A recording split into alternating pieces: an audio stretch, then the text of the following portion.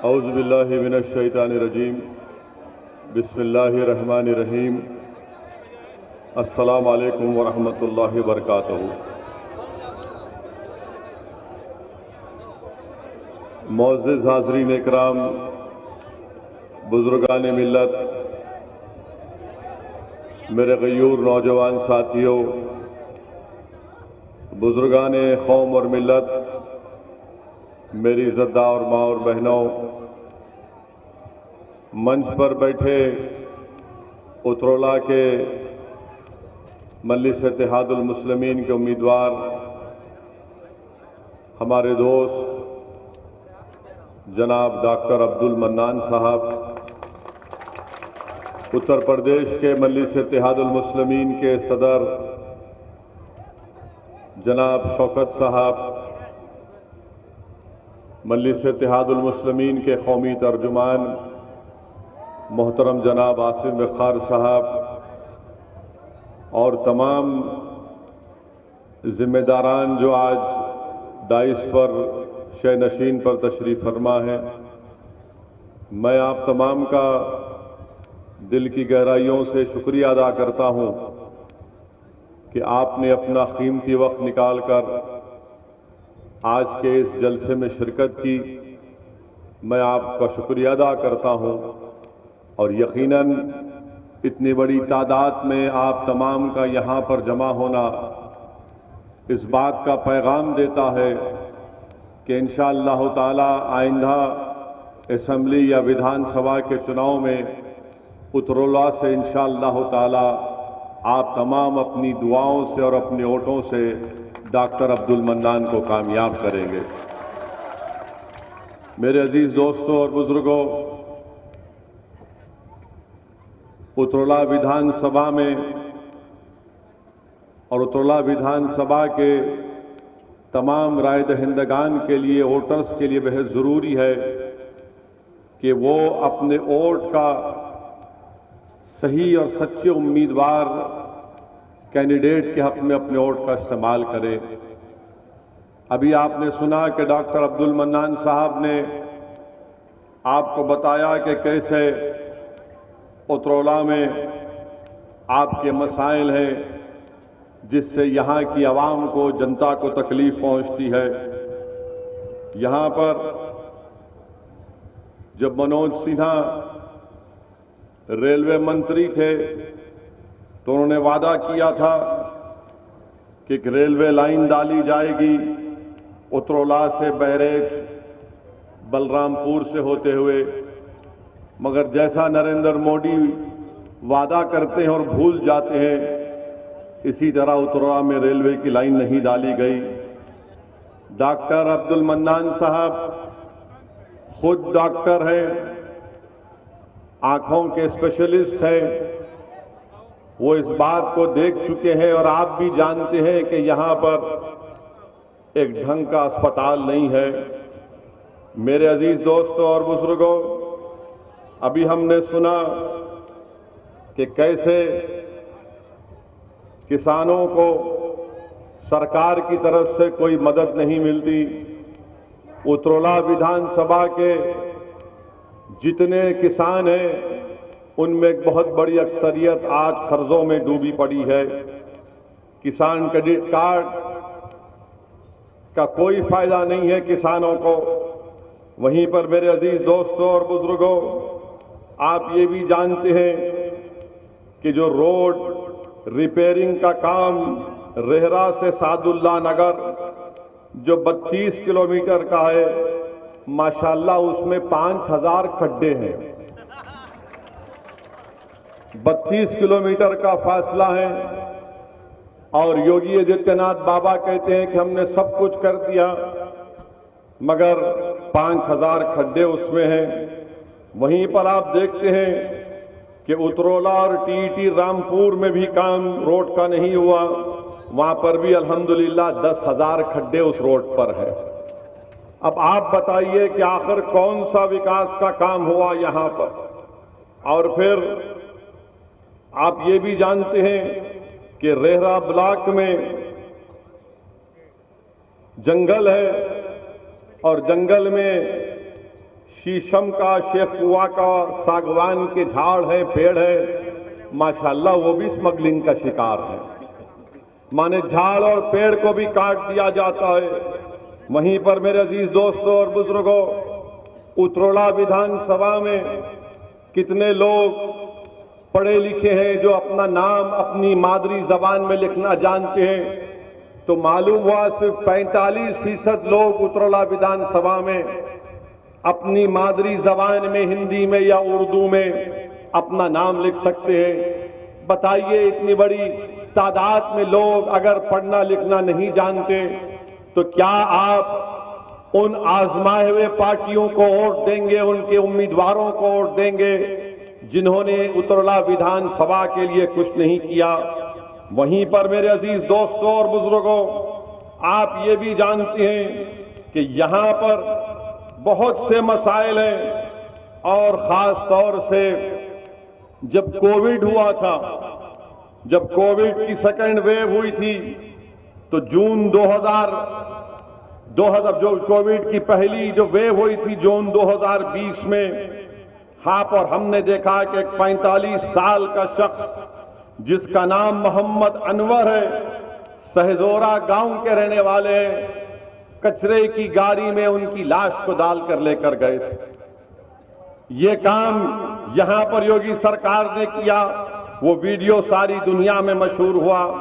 फिर हमने ये भी देखा कि मई की 30 इस साल 2021 को 2 लोग ले जाकर एक कोविड से मरने वाले पेशेंट को राप्ती नदी में उसकी लाश को फेंक रहे थे। मेरे अजीज दोस्तों और बुजुर्गों, बहुत से मसाइल हैं। ITI पॉलिटेक्निक की बिल्डिंग का काम ज़ेरे इल्तिवा है। वहीं पर मेरे अजीज दोस्तों और बुजुर्गों, ये मसाइल ऐसे हैं जिसका हल आपको तलाश करना है। आपने बरसों मुख्तलिफ सियासी पार्टियों को वोट दिया, उनके नुमाइंदों को कामयाब किया, मगर आज आप देखते हैं कि आप उतरोड़ा की इस विधानसभा में इतने बहुत ज्यादा मसाइल हैं।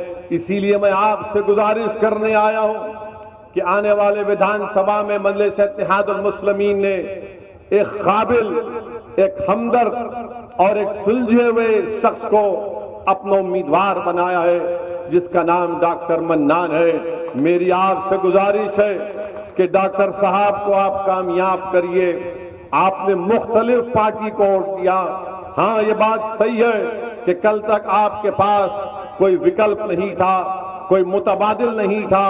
आज विकल्प और मुतबादिल के तौर पर मजलिस आपके दरमियान में है। मैं आपसे वादा करता हूं कि इंशाअल्लाह ताला मजलिस के उम्मीदवार की यहां से बहैसियत विधायक अल्लाह और आप अपने वोटों से कामयाब करेंगे। तो मैं आपसे वादा करता हूं कि इंशाअल्लाह ताला डॉक्टर साहब के पीछे मैं पड़ा रहूंगा ताकि ये तमाम आपके बुनियादी मसाइल का हल हो सके।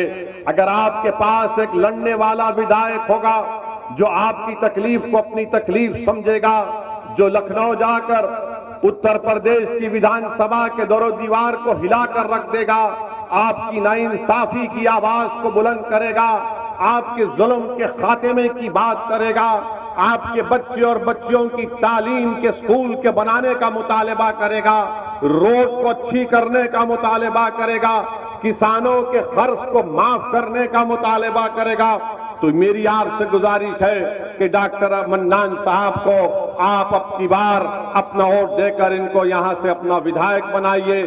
मेरे अजीज दोस्तों और बुजुर्गों, हमारा यहां पर जलसा होने के बाद, मेरे यहां से जाने के बाद यकीनन बहुत सी पार्टी के लोग आएंगे और आपके दरमियान में बहुत सी बातें करेंगे और आपको ये सोच देने की फिक्र कर कोशिश करेंगे कि देखो सऊद्दीन ओवैसी आया है, तुम्हारे वोट काटने को आया है। मेरे अजीज दोस्तों और बुजुर्गों, मैं आपको बताने आया हूं कि सऊद्दीन ओवैसी ने तो 2019 का पार्लियामेंट का चुनाव नहीं लड़ा था। डॉक्टर अब्दुल मन्नान यहां से मेरे उम्मीदवार नहीं थे पार्लियामेंट या संसद के इलेक्शन में, तो आखिर क्या वजह है कि यहां से बीजेपी का कैंडिडेट जीत गया? बीजेपी का कैंडिडेट इसलिए जीत गया क्योंकि समाजवादी, बहुजन समाज पार्टी और कांग्रेस का वोटर बीजेपी के उम्मीदवार के हक में वोट देकर उनको कामयाब कर दिया। क्या आपने बीजेपी को वोट दिया था यहां से? क्या सादुल्ला नगर के किसी लोगों ने बीजेपी को वोट दिया था? जब आपने नहीं दिया तो फिर आपको सोचना चाहिए कि कैसे बीजेपी का यहां से सांसद कामयाब हो गया।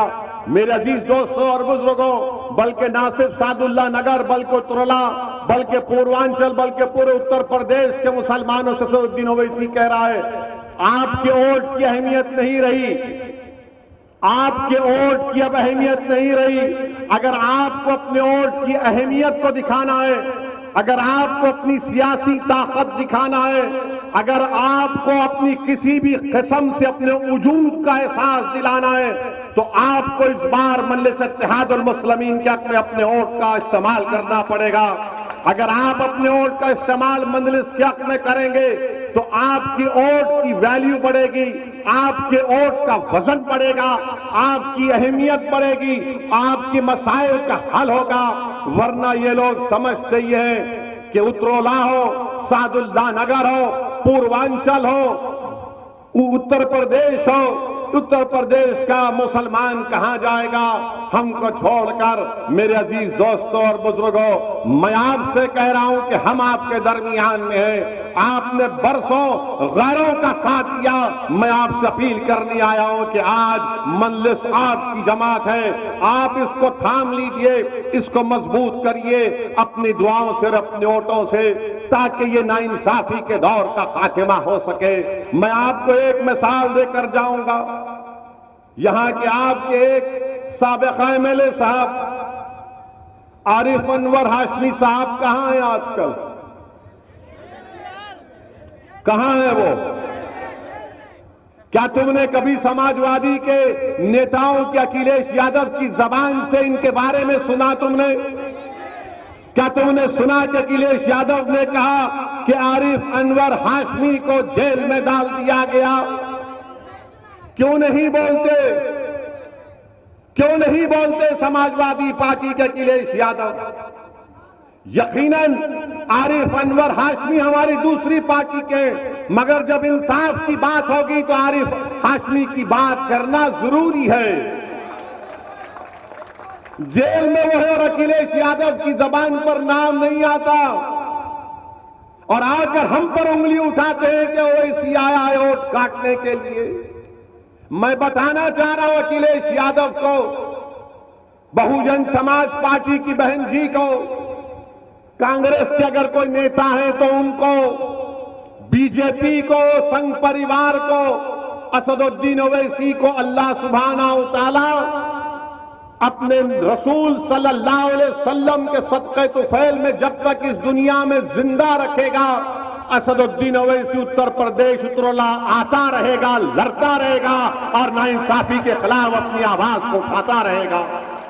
मैं सिर्फ इस असेंबली के चुनाव के लिए नहीं आया हूं, मैं आता रहूंगा इंशाअल्लाह ताला।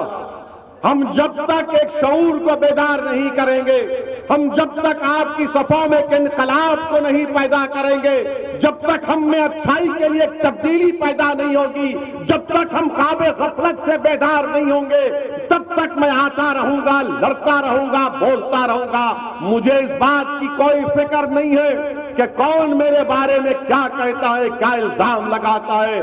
अगर मैं क्या हूं वो मेरा रब जानता है कि मेरे दिल में क्या है। इस दुनिया में कामयाबी का जामिन कोई नहीं है सिवाय अल्लाह के मेरे। आखिरत में भी मेरी कामयाबी का जामिन रसूलुल्लाह सल्लल्लाहु अलैहि वसल्लम की शिफात रहेगी। ये दुनिया की कोई ताकतें मेरा कुछ नहीं बिगाड़ सकेगी। मेरे अजीज दोस्तों और बुजुर्गों, अपनी हिम्मत और हौसले को बुलंद रखो, ख्वाब देखना शुरू करो। ख्वाब देखना कोई गुनाह नहीं है।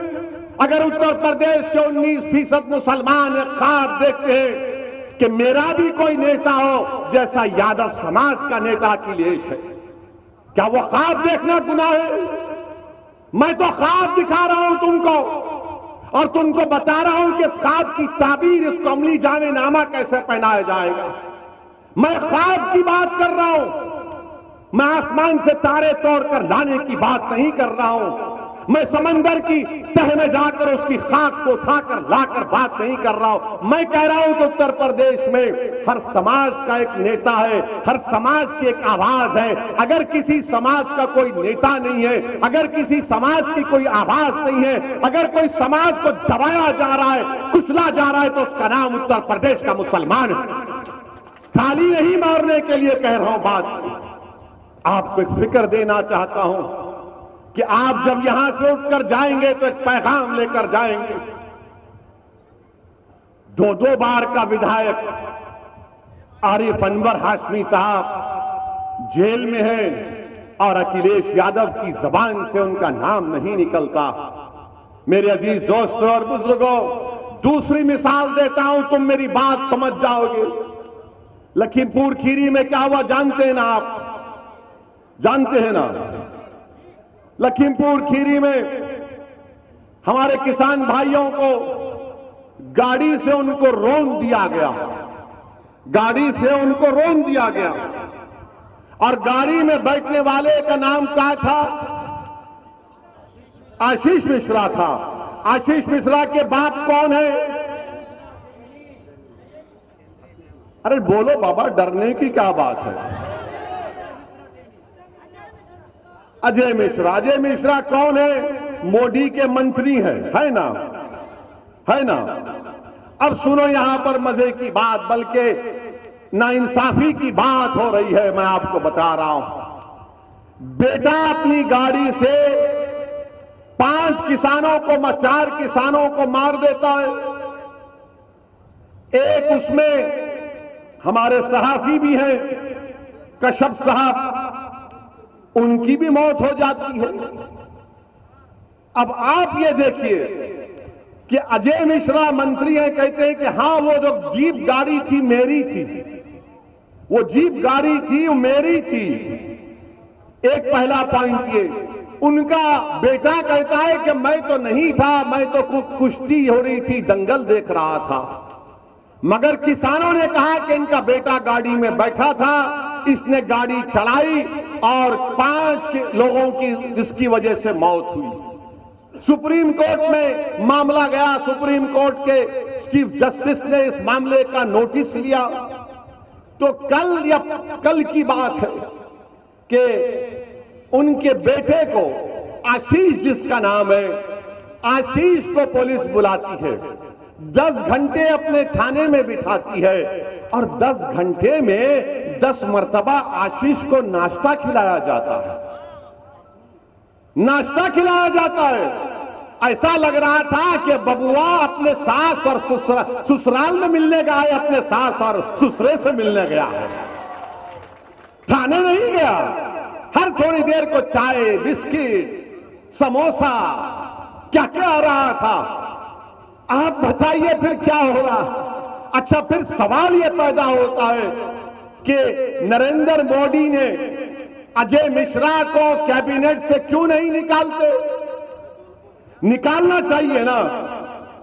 अगर बाप मंत्री हो, गाड़ी बाप की हो और बाप की गाड़ी से 5 लोगों की मौत हो जाती है और बाप खुद कह रहा है कि मेरी गाड़ी है, बाप खुद कहता है अपनी तकरीर में कि सुधर जाओ वरना तुमको 2 मिनट में सुधार देंगे।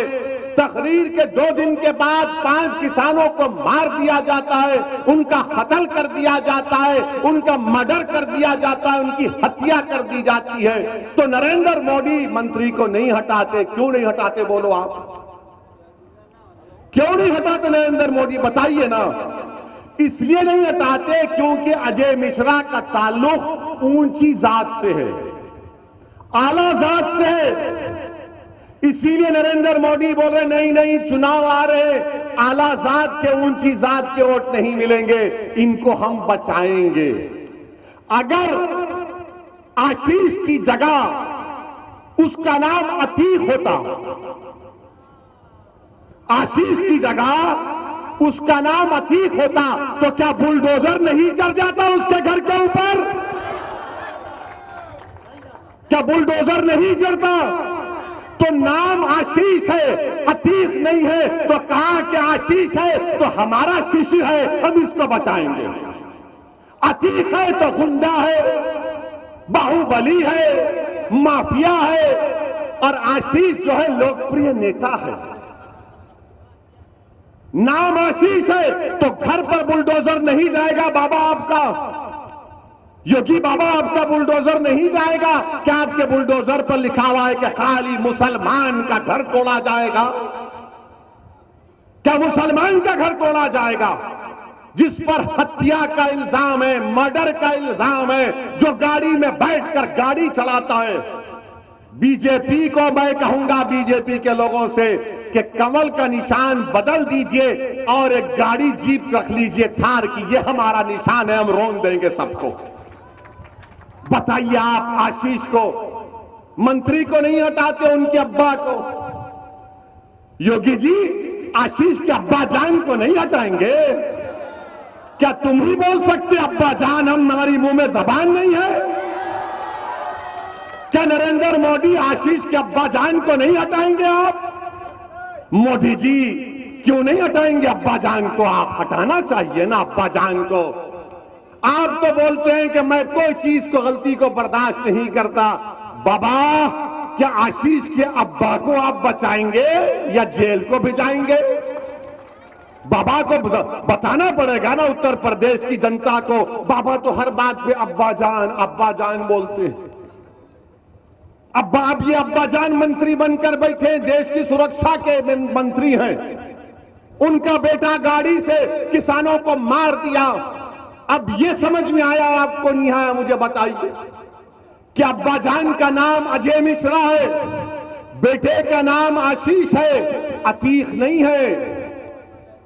अगर बेटे का नाम अतीक होता या आरिफ अनवर हाशमी होता तो अब तक जेल में चले जाते। कितने घर तोड़ दिए जाते, कितने घर तोड़ दिए जाते अब तक। मगर ये बता रहा हूं, ये फर्क है। अब जब हम इसको बयान करते हैं तो मुझे मालूम कि आज शाम में 6 बजे से रात के 12 बजे तक असदुद्दीन ओवैसी के नाम पर सब लोग शादी करेंगे अपनी अपनी टीवी पर। हमारी तरफ से आसिम वक़ार बैठेंगे, बोलेंगे कि ये तो सच्चाई बयान कर रहे थे।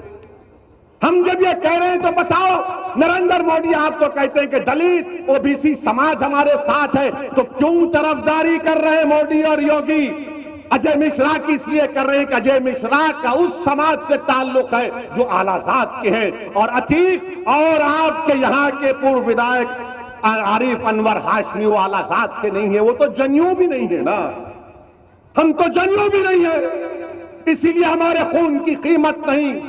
हमारे नौजवानों की जिंदगियां बर्बाद हो गई जेलों में सड़ सड़कर। आज उत्तर प्रदेश की जेलों में 27% मुसलमान बहैसियत अंडर ट्रायल है। कौन जिम्मेदार है इसका? आपके पास कोई लड़ने वाला है, कोई इस आवाज को बुलंद करने वाला है? और जहां तक ये जो लखीमपुर खीरी का वाकया है, मैं आपको बताना चाहता हूं, दुनिया को जानना चाहिए कि वहां पर एक किसान भाई हमारे जिनकी कत्ल कर दिया गया, जिनका नाम नचत्तर सिंह था। नचत्तर सिंह का बेटा भारत की फौज में है, भारत की सरहदों की हिफाजत कर रहा है। बाप उनकी बेवा नचत्तर सिंह की बीवी कह रही है कि मेरे पति अपने बेटे से कहते थे कि बेटा तू सरहद की हिफाजत कर, मैं किसानी करके जनता की सेवा करूंगा। और आज उसी नचत्तर सिंह को अब्बा जान के बेटे आशीष ने गाड़ी से रौंद कर उनको जान ले ली, उनकी हत्या कर दी। वहीं पर हमारा एक और भाई जिसका नाम गुरु लवप्रीत सिंह है, जब उसको गाड़ी ने टक्कर मारी तो लोगों ने उसको उठाकर अस्पताल लेकर जा रहे थे, तो उसने लेकर जाने वालों से कहा कि भाइयों मेरी 2 बहनें हैं, मेरे पास पैसे नहीं है, मेरी जान बचाओ। अस्पताल जाने तक लवप्रीत सिंह मर गया लवप्रीत सिंह।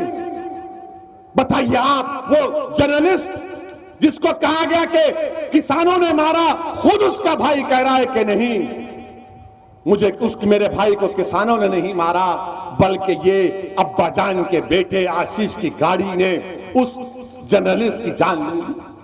8 लोगों की मौत हो गई, 5-4 किसान, एक जर्नलिस्ट, 5 लोग मर गए। आप बताइए कि कौन इनकी आवाज बनेगा, कौन इनसे इंसाफ करेगा।